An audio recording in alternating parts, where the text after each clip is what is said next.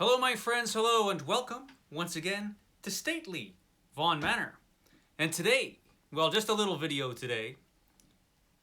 I'm filming this before work, which is unusual. My schedule is all askew this week because my workplace is being devastated by COVID. So we're missing, a lot of people are out, and I am doing a bunch of stuff I don't normally do because of it. So my schedule is all strange. So today I'm just going to be talking really quickly about my mammoths of the year, confronting the mammoths that I'll be reading this year. I'm going to be reading some really big books this year. That's the plan. And so I've kind of got them kind of scheduled out. Yeah, we'll see how it goes. So I'm going to be talking about the big books, the mammoths that I'll be reading this year, and in between those I'll be reading other things. So I've kind of spread them out a couple months at a time for the most part. The first mammoth that I'll be reading this year is this one. This is Swan Song by Robert R. McCammon. I have it on good authority that this is kind of like The Stand, sort of, but better and more entertaining. We will see. CriminOlly speaks highly of this book. This book is 956 pages in this edition. This is a British edition, I think, a really old beat up one. I'm not sure how it managed to make its way to the manor, but here it is. And I've never read it, so it should be exciting to read this book. Now, CriminOlly read this book in 3 days, I think he said. He read it within 3 days, which is over 300 pages a day, and that's a lot. CriminOlly recently made a video, How to Read Faster, but he never actually told you how fast he actually reads words. I think he must read the words really quickly. That's my theory, because that's a lot of words to read in 3 days. I don't think I'm going to be able to read this in 3 days. But it'll be interesting to see how quickly I can get through it. Swan Song by Robert R. McCammon. Here it's pretty good, so we will see. We'll see how this one goes. I will report back. So that's my first mammoth of the year. It's replacing The Lord of the Rings, because I'm reading The Lord of the Rings right now. I just started a little bit ago, The Fellowship of the Ring, but I'm splitting this up in 3 parts instead of reading it as one big mammoth, as I was going to do. So, yeah.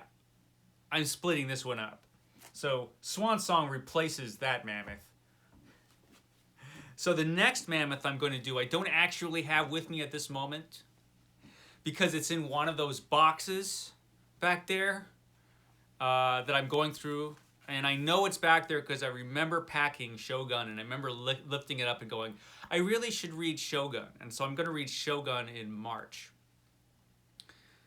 And I remember looking at it thinking, I should read this sometime soon. And then I packed it away in a box.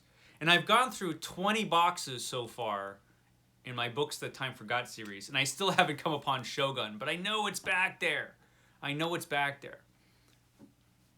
So Shogun's going to be in March. If I don't find it soon in the Books That Time Forgot, I'm just going to have to actually go back there and search for it. But I'm hoping I come across it before March. I hope. We'll see. So Shogun is in March. The next one is going to be in May, or around that time. And that's going to be Varney the Vampire, which comes in 2 big old volumes. I'm actually looking forward to this one, Varney the Vampire. A penny dreadful that I've been hearing about my whole life. Many have heard of it, few have read it because it's so gigantic, and from what I hear, kind of terribly written. I've read some of it, and it is super melodramatic. Yeah, so this should be fun. Varney the Vampire. I will have fun reporting back to you on this book as I read it. I will probably make multiple episodes on Varney the Vampire. We will see, but I think that's probably what's going to happen. Then in July, I'm planning on getting to this one, Memories of Ice from Steven Erikson. This is the 3rd Malazan Book of the Fallen. I read the first 2 books of the Fallen last year. And I would be reading more Book of the Fallen this year, except I've got all these other mammoths crowding all the space. So I will be reading this year in July or around that time. I am hoping at some point this year I could also squeeze this one in, which is the 4th book. But who knows? It depends on how things go. But I'm definitely going to read this. It'll take me literally 10 years to read this series.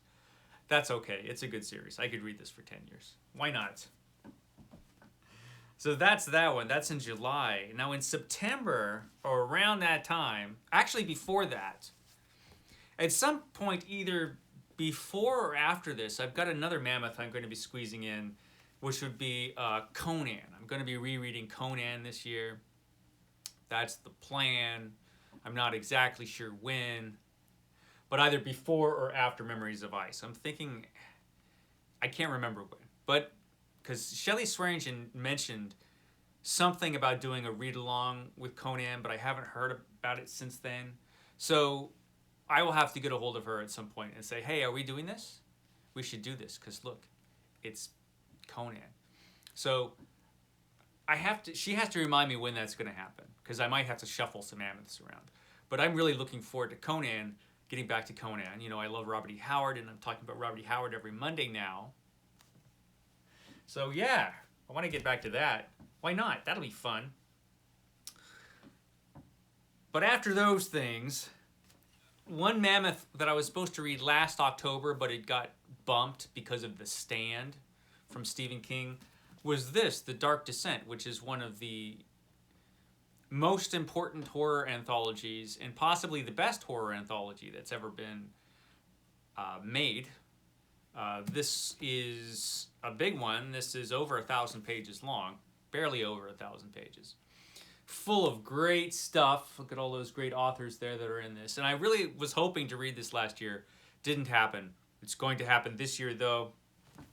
I really, really want to read that book. So The Dark Descent, and then the last one that I know for sure that I'm going to be reading this year. I say for sure, but you know how life goes. But towards the end of the year, around November, December sometime, The Mysteries of Paris. This one is really, really big. This one is, yeah, it's 13 something. It's really big. The Mysteries of Paris, a very famous old novel, a French novel that was serialized in the newspapers. It's sensational, engrossing, and heartbreaking. The Mysteries of Paris is doubtless one of the most entertaining and influential works to emerge from the 19th century, the original city mystery novel. Its intricate story unfolds around Rodolphe,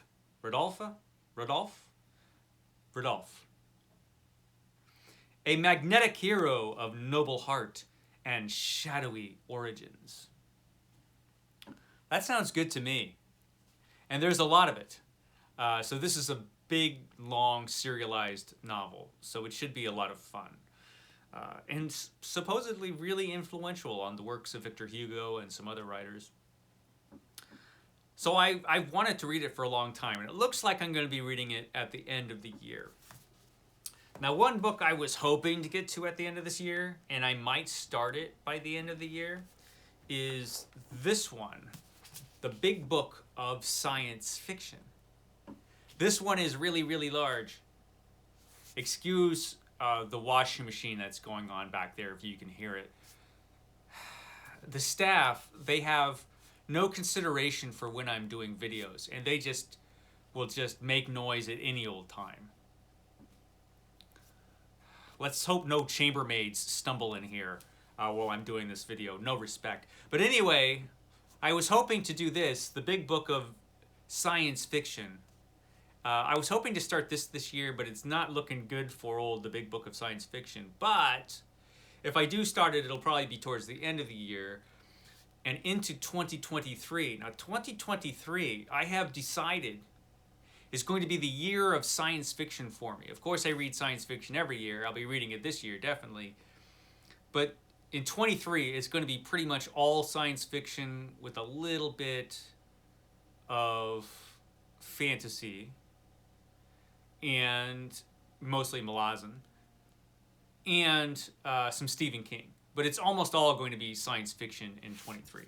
I'm hoping. We will see. But that's the plan as of that moment. I have a couple baby mammoths that I want to get to this year. We'll see if I can squeeze them in. Baby mammoth is not 800 pages, but I figure a baby mammoth is anything over 700. And that would be, I really want to get to The Forgetting Moon by Brian Lee Durfee, because everybody says that this book is really, really good. Good fantasy novel, the beginning of a trilogy. I think 2 volumes of that are out so far. And Blackwater, which is by Michael McDowell, which I've wanted to finish reading forever. I read the first part because it was originally released in different parts. So, yeah, I really look forward to this one. It's going to be great. Blackwater. So yeah, those are my giant mammoths. My little video for this morning, which I'm putting out last minute. I hope. If I don't put it out today, I'll put it out tomorrow. We'll see. But yeah, there you go. Big plans for this year. I hopefully will catch you tomorrow. We will see. Like I said, this week, man, it's crazy. I will catch you next time.